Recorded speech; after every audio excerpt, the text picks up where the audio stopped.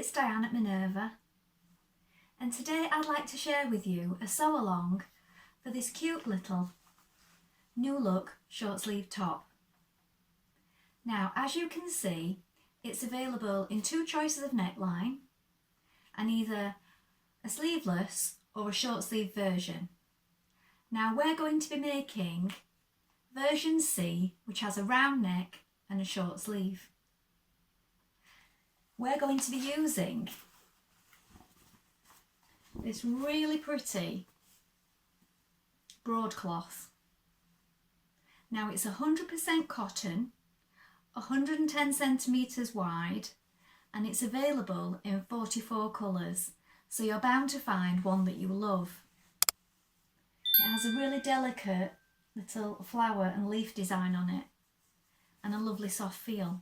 So I think it'll be perfect for this little summer top. Should you wish to sew along with me today, everything that you require will be linked in a bundle below. So click on that link and you will receive the new look pattern, the fabric in the colourway of your choosing, a matching thread, some buttons and some interfacing. Now, while you're here, why not take a look at the Minerva Craft Club? With the Minerva Craft Club, you get 10% off all your orders for a whole year, so that's a really good deal, and that includes anything that you buy with us today. Also, why not create a free account? When you create a free account, you can connect with like-minded sewers from all over the world, share projects, ideas and inspiration, and really share your sewing hobby. And it's all completely free, so why not go ahead and do that now?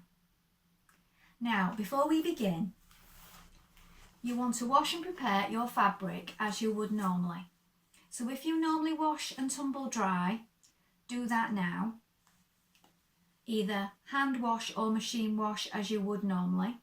Don't skip this important step because any shrinkage will occur now and not after you've created your beautiful makes. When you've done that, you need to take a tape measure and check your pattern for the sizing. Now check your measurements on the back and check that they are correct. Don't just go on your standard dress size because these can vary by quite a lot with dress patterns. So you want to check your measurements for the perfect fit. When you've done that, we're ready to cut our pattern pieces. Now remember, we are cutting out for version C. So we're going to go and do that together now. So here are our pattern pieces. So this is the front for version C. You're going to cut one on the fold. This is your fold line here. Make a note of these bust darts, your notches. This is where you lengthen or shorten the garment. This is your waistline, and this is where your finished hem is. So it's 3.2 centimetre hem allowed. Also make a note of this point here. This is your back for B and C. Again, you're going to cut one on the fold. Here is your fold line. Make a note of the notches. This small circle here. Again, lengthen or shorten at this point. Make a note of this point here. This is your sleeve for version C. You're going to cut two. This is your straight grain of the fabric. Make a note of the notches and the small circles. You're going to do some ease between these circles here, and you're going to match this point. Here are your facing pieces. This is your front facing for version C. you're going to cut one on the fold. Here is your fold line. Make a note of this notch here, and then you're going to cut one on the fold of interfacing. This is your back facing for versions B and C. Again, you're going to cut one on the fold. Here is your fold line. Make a note of the notches, and you're going to cut one on the fold of interfacing. So now we're ready to begin sewing our top. So first of all, you want to put half of your thread onto your spool and then check your needle. So I'm using a standard needle today, a standard size 70.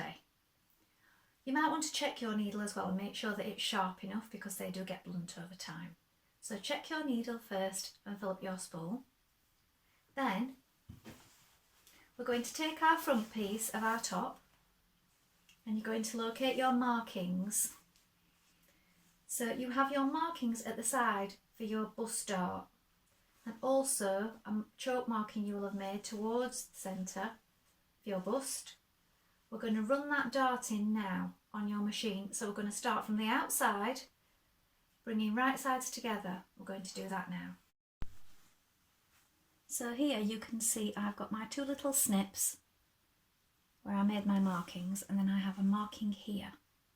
So what we're going to do, bring right sides together, bring those two snips that you've made, or choke marks if you've marked it with chalk, together at the side. And there is my point that I'm working to. So starting from the outer edge, back tack here, and then you're going to run off at an angle towards this point.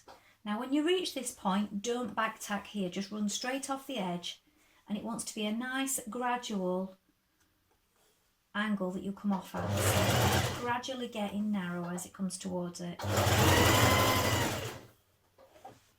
Here's my point here. Run off. Leave a length of thread because you're going to tie it.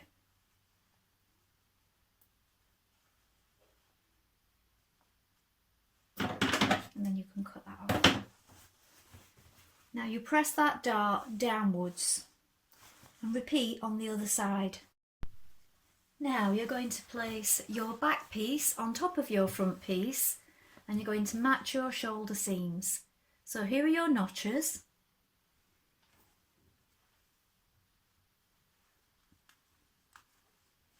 Pin it in position.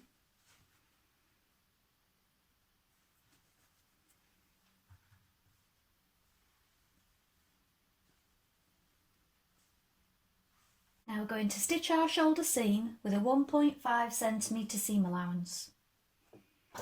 Tack to begin.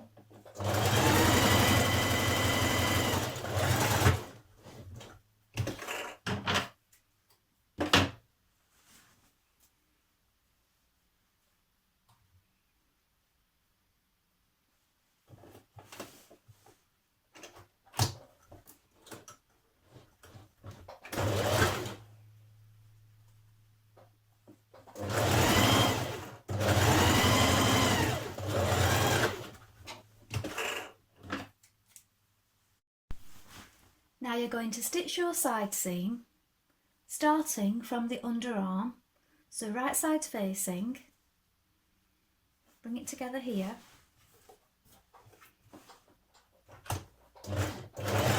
back tack under the arm, again 1.5 centimetre seam allowance. Make sure that your dart is either pressed down or lying downwards. So smooth it down as you go. Match up your side notches as you reach them. You're going to continue down the side until you reach your marking that you made with your chalk or your pin. Here is my marking here. When you reach that marking, you want to back tack. Now when you've done your side seams and your shoulder seams, you can neaten your edges by either zigzagging or overlocking and then pressing them out flat before we continue. Next you're going to apply your interfacing to the wrong side of your facing pieces, and we're going to join them at the shoulder seam. So here are your facings, and this is where we're going to join. So here and here. So match those notches on either side.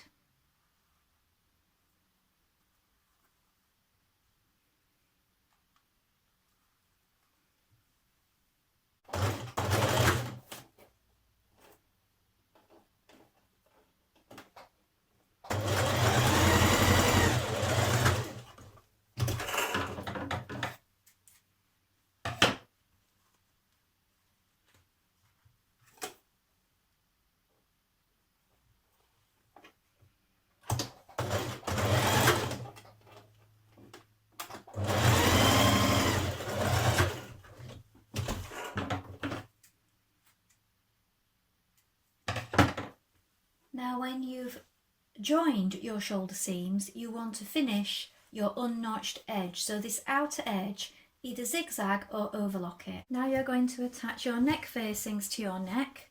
So you need to make sure that you match all the points. So you have your notches at the back, and I like to mark the centre point of the front. So bring it together, bring the shoulders together and make a little notch to mark centre front. I always do this to make sure that the front and centre is accurate. Do the same on your facing. So bring your shoulder seams together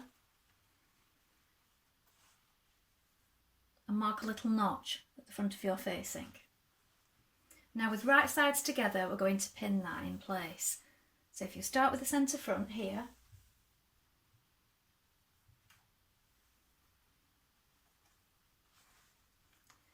match your shoulder seams, make sure that they are open and lying flat.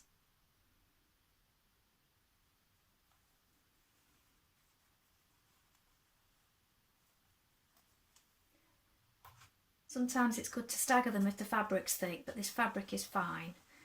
There's no need to stagger your seams on the shoulders for this one, I don't think.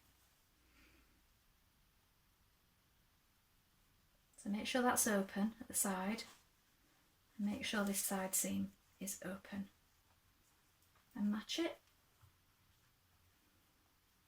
And continue all the way around, matching your back notches. Now stitch round your neckline with a 1.5 centimetre seam allowance, making sure that everything is even and flat as you go, taking out your pins as you reach them.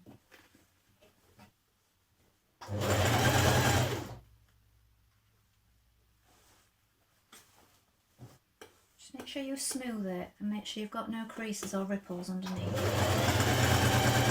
Now when you have your neck facing in place, trim the excess away, and then we're going to snip it the whole way around.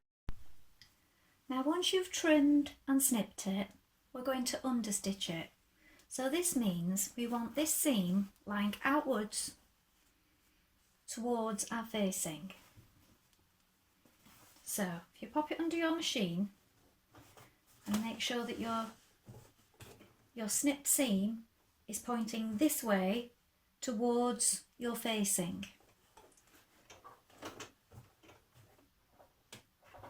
And on the facing, just on the inside, so you're catching that seam onto the facing, you're going to stitch just a couple of millimetres away from the edge of the neckline. So this is going to prevent the facing from rolling outwards and keep it nice and flat.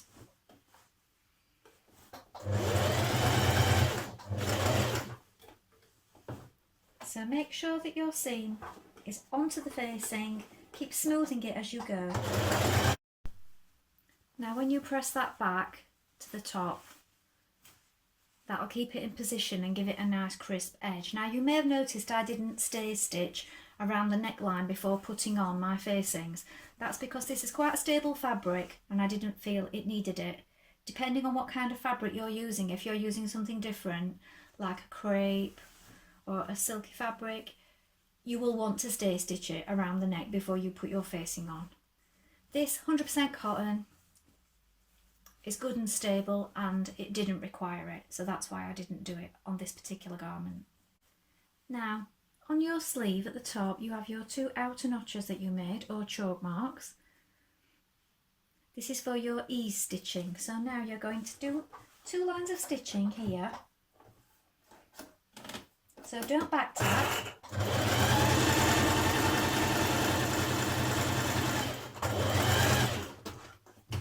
So do one, and then just a few millimetres away, I'm going to do another line, just like if you were doing gathering stitching.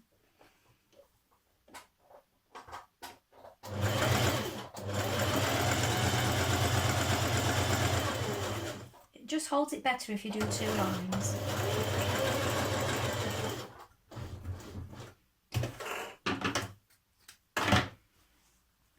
And then you can pull these to ease in the fullness of your sleeve in a moment. So do that on both sleeves first of all.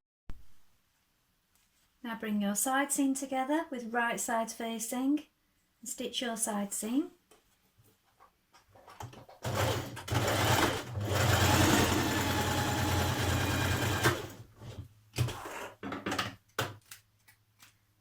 Repeat on both sleeves.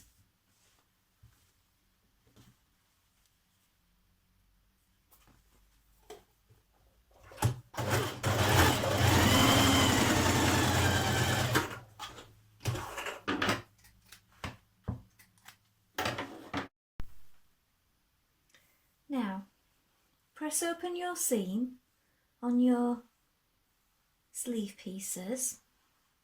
Then you want to press up the hem.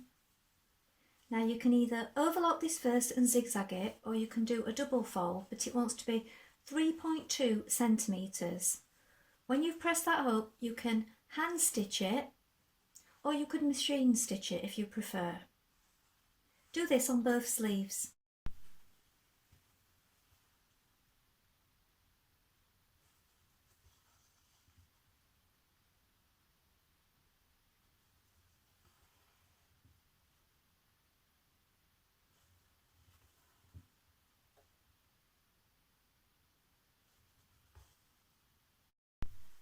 Now pin your sleeve to your armhole, matching your underarm seams, your notches, so you have 1 notch here and you have the 2 notches here to the back.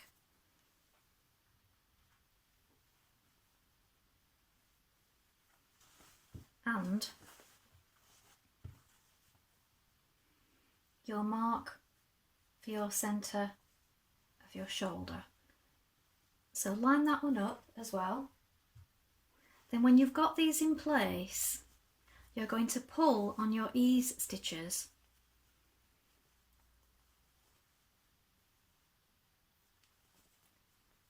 and pin it in place. Now, you want to pull on these, but you're going to smooth them out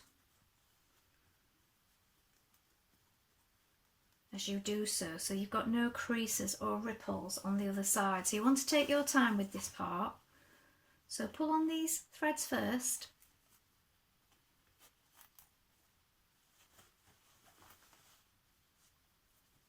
and then work in that sleeve by pinning it. Then after you've stitched it, you're going to steam out that fullness with your iron.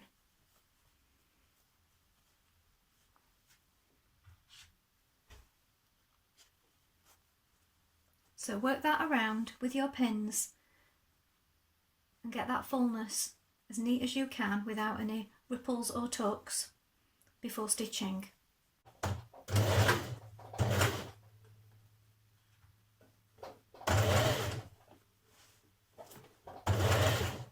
So steady as you put your sleeve in, just smoothing things out as you go.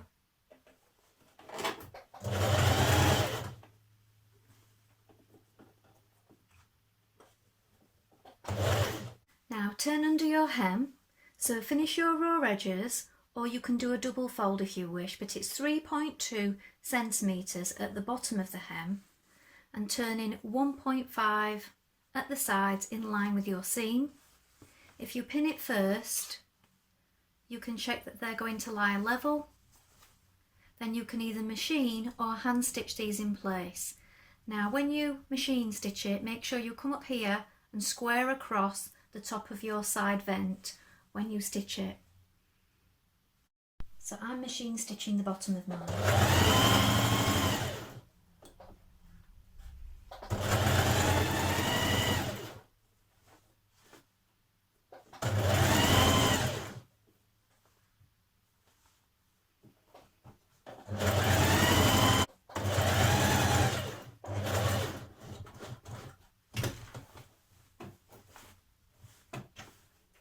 Sure it's level.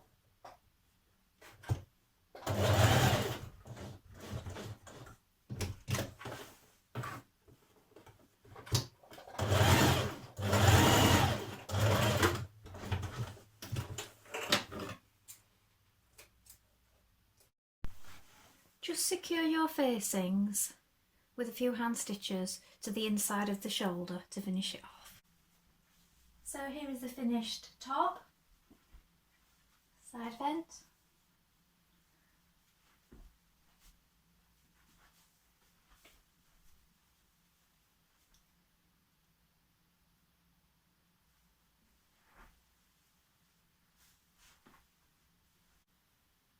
Well, I hope you've enjoyed sewing along with me today.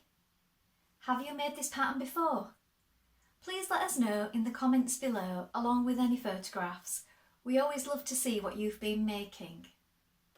Also, if you have any questions, pop those in the comments and we'll do our best to help you in any way we can. Remember to like and follow Minerva to get more video content like this every week. Remember, everything that I've used today will be linked in a bundle below, so just click on that link and you'll have everything you need. Depending what version of the pattern you are doing and what neckline, you will require the buttons. If you don't need these, just deselect them when you make your choices for fabric colours. Well, that's all for today, but I hope to be back with another sew along really soon. Thank you for watching. Bye for now.